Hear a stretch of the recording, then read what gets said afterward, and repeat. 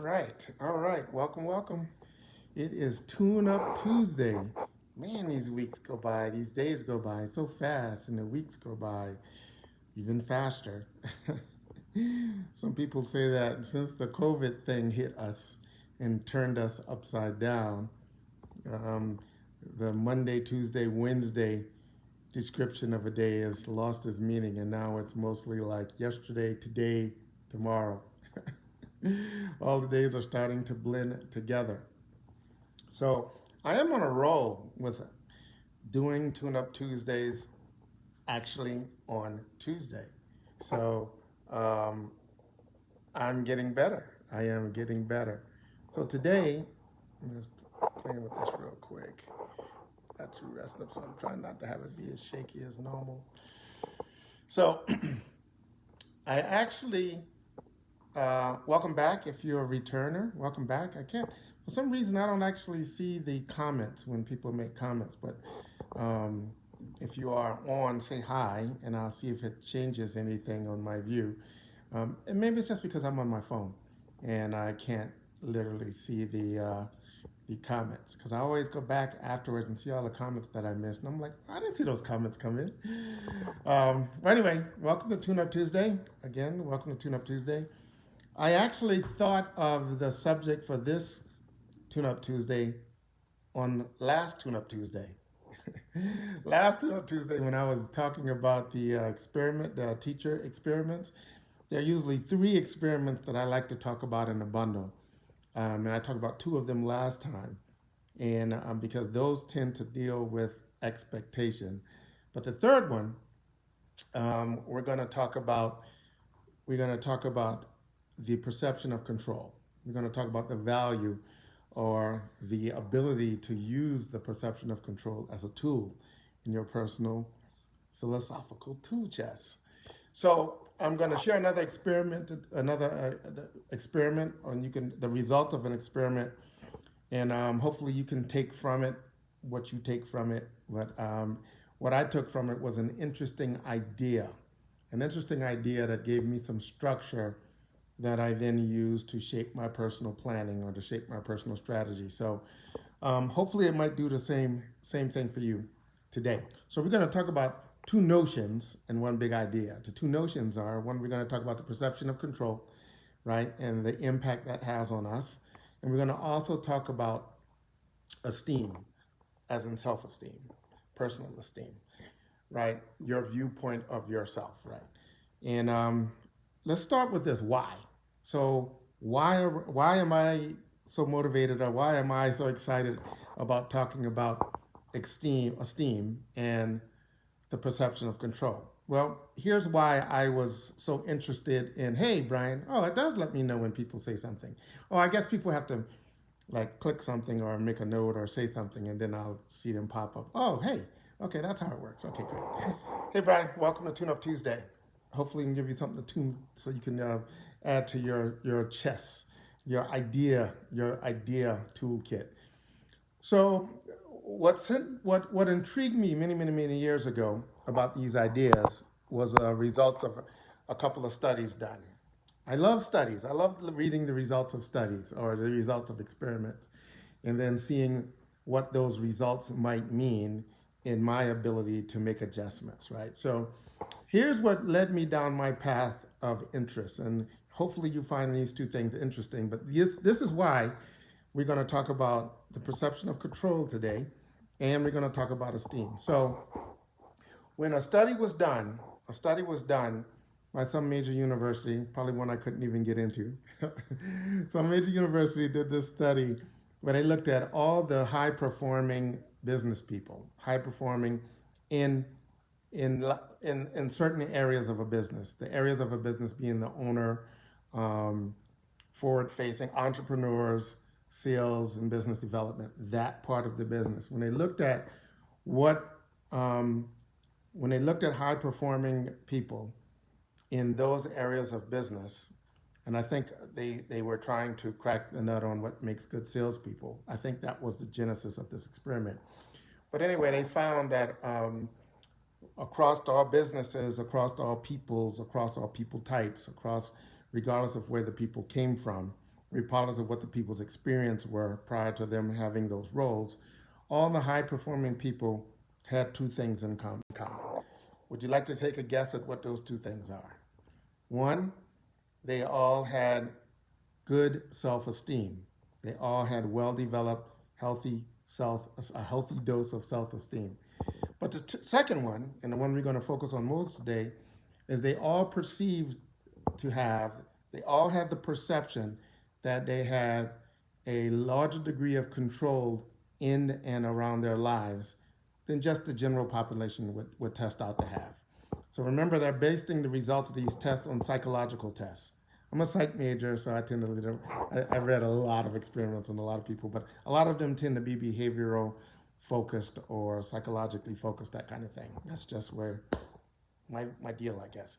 But anyway, it turns out that all the two characteristics that all high-performing business people share in common were, one was healthy dose of self-esteem, healthy self-esteem, and the other was they had this perception of control. This perception of control, and we're going to talk about why the perception of control is such an interesting thing. Not actual control, just the perception of control. So here's the other big experiment that really motivated me to peel the onion on understanding this whole esteem and how it might affect us, and the perception of control and how it might affect us. There was also a multi-geography, worldwide happiness study. A worldwide happiness study was done where they went all over the world, people from all different walks of life, from all different backgrounds, from all different socioeconomic, religion, societies, station in life, professions, all that stuff. And they did a lot of psychological testing, and what they did was, of the people that self-defined themselves as being happy, right? And then they had tests to bear out that what they were saying was what they thought about themselves. But they also had something in common. Guess what those things they all had in common? The happiest people in the world. Guess what they all had in common? They all also had a healthy dose of self-esteem, and they had a larger than normal perception of control in their life. So I found those things to be really interesting. But then this is the final experiment, and this was the one that really was like, wow, this is crazy stuff. It's super interesting, like crazy in a good way. Interesting stuff, right? When my daughter went to a Montessori school. And Montessori school just has a whole different way of doing what they do, right? So she would come home in the afternoon, and we would ask her what she did for the day, and she would tell us, but we wouldn't know what she was talking about. I did Pink Tower, or I did whatever. We had no idea of what she did in school that day. And most parents were just lost if they didn't come from that world, right? If they weren't trained in a Montessori environment, they didn't know what their children were talking about when they explained what they did today. They were excited about it, but you had no idea of what that was. So to help parents just understand Montessori better, they did this seminar, I guess that's what you call it, one evening, where it was called The Genius of Montessori. I think that's actually a book, and I think the person that wrote the book was the person speaking that night. So you go, and all they do is just talk about psychological experiments and how we learn and just a bunch of stuff. But one experiment really stuck out to me and is related to today's talk, mission control, right? Again, it's about this perception of control. And it's the single most emotive experiment done on perception of control in my world. It really made me like, this blew my mind about the perception of control. So here's the experiment. Hope you find it interesting and useful. So they had a group of people that had volunteered to do an experiment. As psychologists are very, very sneaky, right? They often don't tell the subjects what the experiment is, or they set it up in such a way to fool people so they don't know. They might think you're doing one thing when they're doing something completely different. They're the sneaky scientists. But anyway, they had these people that volunteered to be a part of this experiment, and the experiment was to see how well they performed these anagrams. Anagrams are very difficult logic-based problems that take a lot of focus. They take intellect, take smarts, right? Brain power, but it also takes a lot of focus just to work through the components of the puzzle. And they passed out all the anagrams, and then with one group they said, oh, by the way, unfortunately, today's the day that we scheduled to have the fire alarm checked. So it may or may not go off. We don't know what time, but it's scheduled to happen at some time today, and it's really a pain in the butt to get them on schedule. So we didn't reschedule. So if the alarm goes off, and you cannot, and you can't, and it affects your ability to focus and concentrate, just let us know, and we'll have them come back. We'll have them stop the alarm and come back and reschedule another day. But we really hope that it doesn't happen, or you can bear through it, because it took forever to get on their schedule. So they told that one group that, and then they had the people go through. They take the test. Sure enough, the alarm went off, and they did this with multiple groups of people, and the vast majority of people just let the alarm ring and they powered through and did the anagram puzzles anyway. They didn't make the people reschedule. The vast majority of the groups did not request them to be rescheduled. With another group, so let's just call that Group A, and then they had a whole bunch of Group Bs where they told everybody, same thing, hey, we're going to do these anagram puzzles. Unfortunately, this is the day that they're going to test the fire alarms.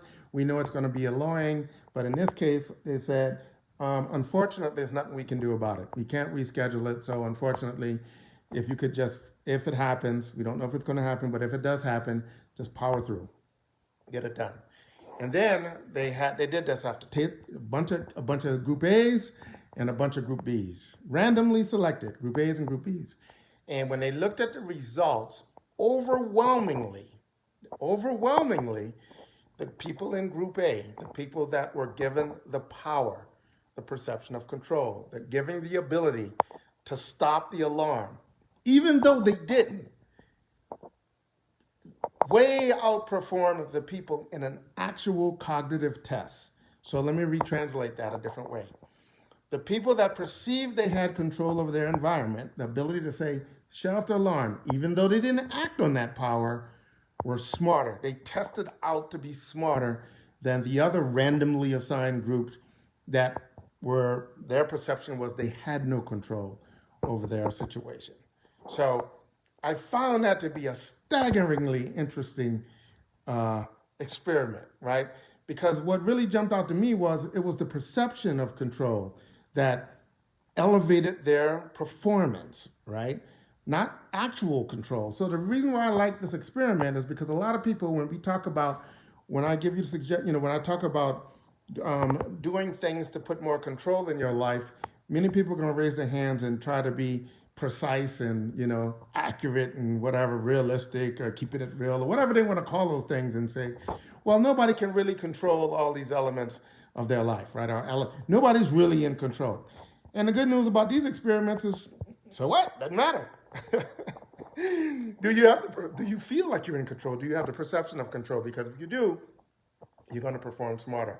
And if you tie that to the other two experiments I talked about, so the perception of control gives you the ability, you can actually be smarter, not think you're smarter, actually perform smarter. That's just like wow stuff. And things that build your self-esteem and the perception of control also make you perform better in those business functions that they talked about. And it also puts you in the category of people that seem to find a way to be happier than the rest of the population. So wow, that's a really powerful pretense, right? That's some super powerful ingredients for the inquisitive, right? It was for me. So here's the suggestion. Here's my thought. Here's what I gave to myself, and I'm going to offer for you to take for your consideration. Regardless of what your plans are, whatever your mission is in life, so you have a mission to go do this, you have a mission to get a new job, or you have a mission to move, or you have a mission to launch your own business, or you have a mission to create this organization that does these great and powerful things, or you're on a mission to lose 5 pounds, or you're on a mission to make better friends, or you're on a mission to fill in the blank. Part of what your mission should be, you should build in elements that build your self-esteem and give you the perception of control, right? Give you the possibility of having more control. Make you feel like you have more control. So how do you do that? It's not as complicated as it sounds. For example, It's suggestions that people hear all the time. I'm just giving you a different background, a different paradigm to look at some of the things that some of the wisest, most practical people in the world have been telling you to do for ages. For example, write down your goals and come up with a plan and check off things as you go through your goals.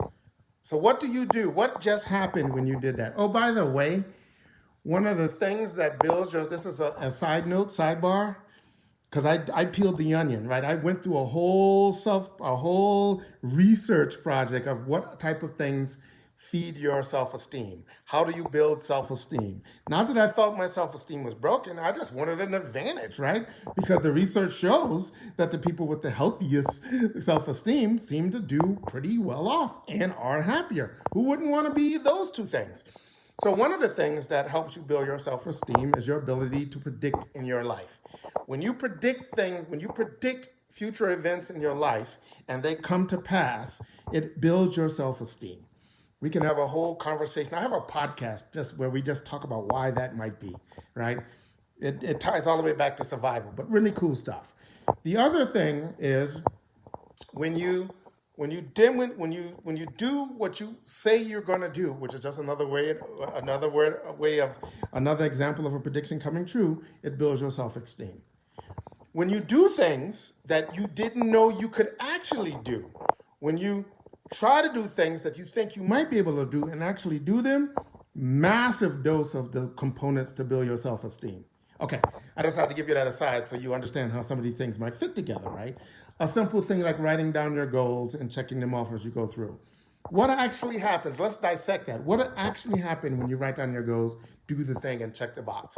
One, you had enough control over your life to have a vision of a different version of your life, right? That's control. You demonstrated control.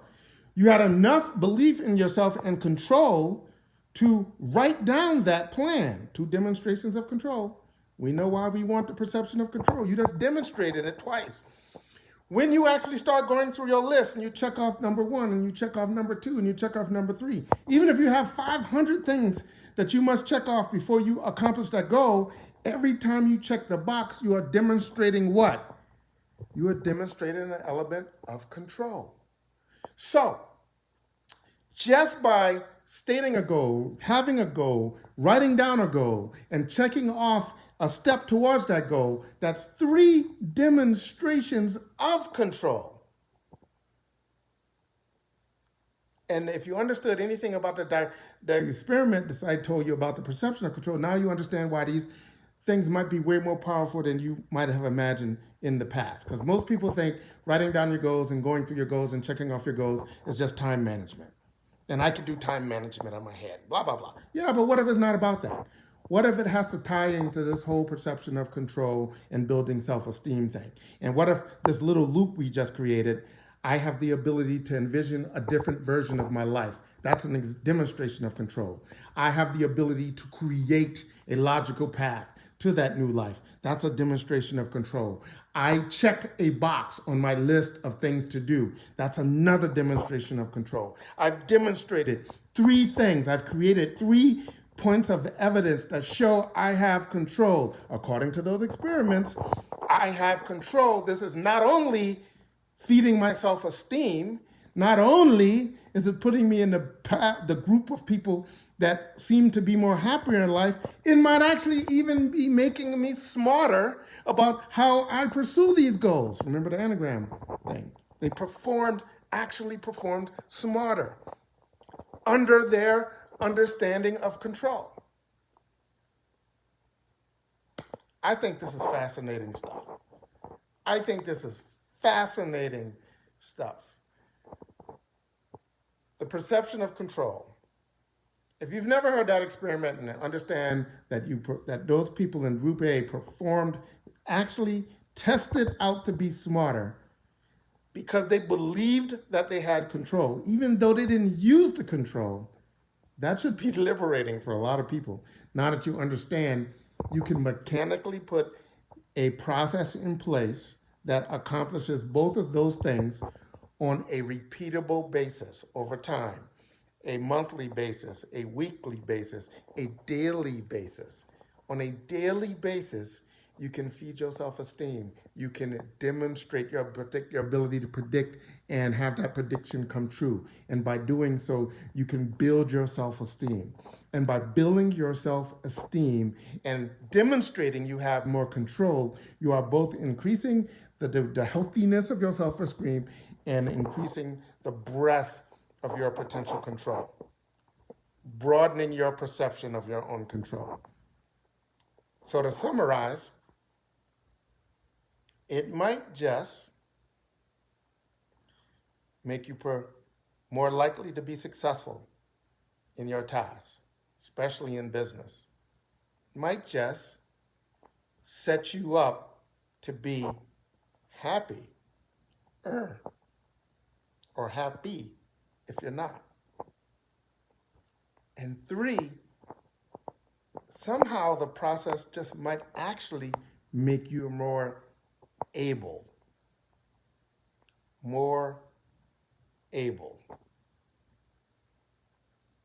Just had a thought.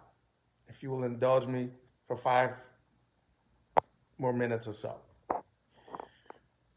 When I said able, here's what happened in my brain, the associations I made. In the context of self-esteem and empowerment and being empowered and this idea we're talking about now, this perception of control, right? Perception of control and self-esteem. Here's what the lightning bolt of neurons just shined a light on for me that I think is interesting, so I'm going to share it in real time.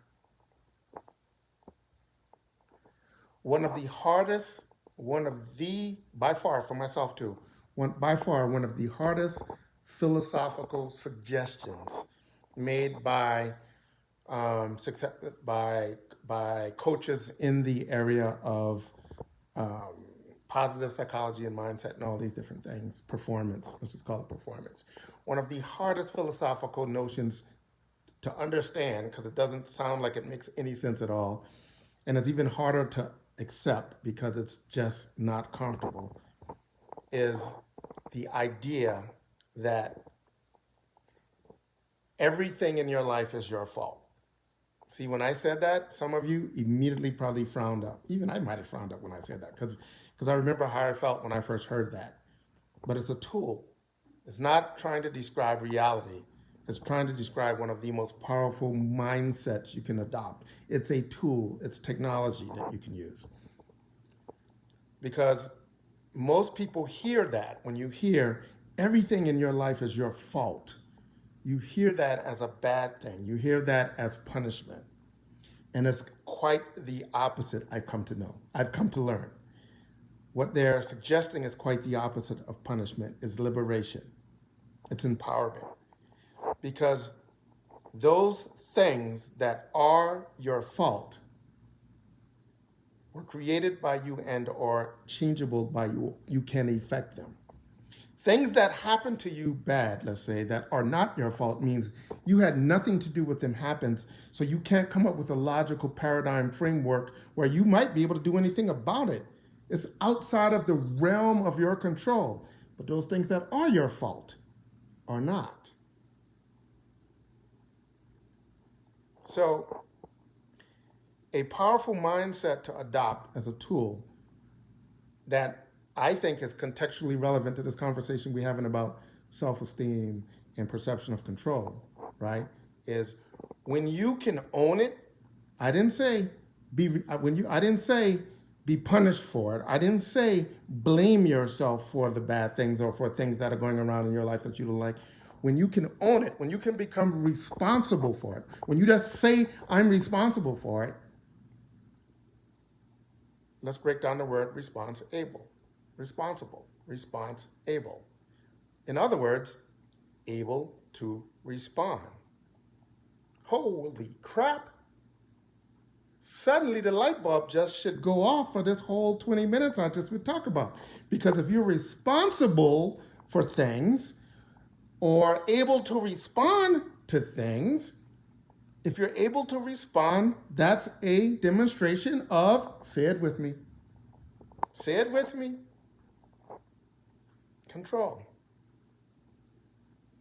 And if you have control, then you have the ability to change things. And if you have the ability to change things, then you can go through the little cycle. Well, like we talked about, you can come up with a plan, you can start executing your plan, and as you work through that plan, you're demonstrating multiple times, you are demonstrating that you have control and you're building your self-esteem. And the whole point of this whole talk today was that those two things are very, very powerful. Responsible. This crazy idea that it's your fault. People resist that. I resisted that forever because I was like, oh, it's not my freaking fault. Then I realized they're not trying to suggest that I blame myself. They're trying to just suggest that I just own it anyway. Because in owning it, I become responsible. I become able to respond. I am empowered. I have control. Oh, I have control. I can do something about it. And doing something about it, I build my self-esteem. And now I have this whole this engine working in my favor. Anyway, Tune Up Tuesday. These things are fun. Now, I said on my last one, I don't know how long I'm going to do these because things are getting back to life. My world is running at 1,000 miles an hour right now, but so far I've been able to squeeze this in. But I'm going to stop at some point. If I think, I don't know how many, I need to go back and count and see how many I've done, and maybe I'll make it a nice, cool number, like a rounding number, like a dozen, or I don't know, before I quit. I don't even know how many I've done. But so let's go through and say hi to some folks. Hey, Sean. Thank you. She's right. Perfect planning prevents poor performance. Absolutely. But hopefully I gave you a different paradigm to look at the possible, right? Because what do I know? But I gave you a paradigm, a framework today to look at planning as something more than time management, as something more than a way to track activity. Something way more, it could be something more than that when you understand the perception of control, self-esteem thing that we're playing with. Daphne, welcome. Joe Dyer, always one of the busiest men that I know. Camilo Torres, welcome to the Tune Up Tuesday. Scott, hey. Shelby. Every time I hear the word Shelby, I think of the iconic, I'm sure you know, iconic Mustang, American icon car. Right? Tanya, welcome. Wow, a lot of people tuned in. Jeremy James, man, I can't believe you're leaving Vegas. I have a really good friend in Tampa. If you ever play down there, let me know. I'm going to have him come check you out. He's a cool guy, a Navy doctor friend of mine, former Navy doctor. Now he's in private practice, but we met on the island of Okinawa, and we shared a lot of fishtails with each other over the years, over adult beverages. Cool guy. Well, hey guys, I hope that this gave you something to think about. But that when you look at the results of experiments, and we realize that, as big as our egos may be, if they were to put us in those experiments, it probably wouldn't change the results, right? We're probably not outliers in any of those things, which means most of the results of these experiments that I like to refer to means we're under the influence of whatever they are giving us insights into. That being the case, if you can just adopt that as a possible reality and just say, okay, if that's the case, then how can I use what we learned about humanity? How can I use that insight as a tool, as technology? I always talk about using technology, and people always think I mean like a phone, like my iPhone or a computer or a digital something. And I don't mean that. I just mean is a engineered way of doing something to produce a specific result. A hammer is technology used to put nail in the board. A fork is technology for eating. There are technologies of thinking, which I tend to like to explore and talk about. Technologies, things that you can do purposeful with the intent of a very specific result. That's usually the kind of stuff at least that's what I think I'm talking about most of the time. That's what it feels like I'm talking about. Deepak, welcome. All right, guys. Sean, welcome, welcome, welcome. Welcome to Mission Control. And I called it Mission Control so that you can remember when you are in the mission of your life, whatever that is, to weave in the mission of expanding control. Now, we unless you tuned in late, you understand that we know it's the perception of control, right? We're not saying you have to be mass control the universe. It doesn't even matter, right, based on the experiments, because people didn't even exercise the control that they thought they have. You just have to create the structure or the probability or the logic that says it should give you more control. And the magic should work. The magic should work. Hey, Joe. All right, guys. Well, welcome to Tune Up Tuesday. I hope some of you are doing some of these things. If you tried any of these tune-up things and you had great results or not results, let me know. Private message me. Tell me what your experience has been. Spoiler alert. I probably wouldn't share it or talk about it if I kind of didn't know what it's probably going to do. Probably wouldn't even talk about it. Oh, man. Nice. And that's coming from a techie. Wait a minute. Yeah. You are a techie. Joe, you are one of the techiest of the techies. You're actually a lot of things. You're the most jack of all trades guy that I know. You are Jack, brother. You are him. All right, guys. Thanks so much. I am finally I'm doing a Tune Up Tuesday, and I'm literally not in a mad rush to my next thing on my appointment. I actually have a little latency in my schedule today. I have almost an hour before my next meeting, and it's a dinner meeting, so should be pretty cool. At a pretty nice place, one of my favorite places here in Las Vegas. So, I'm kind of happy about getting out and about. All right, guys, take care. Mission control. Mission control. Remember that. See ya.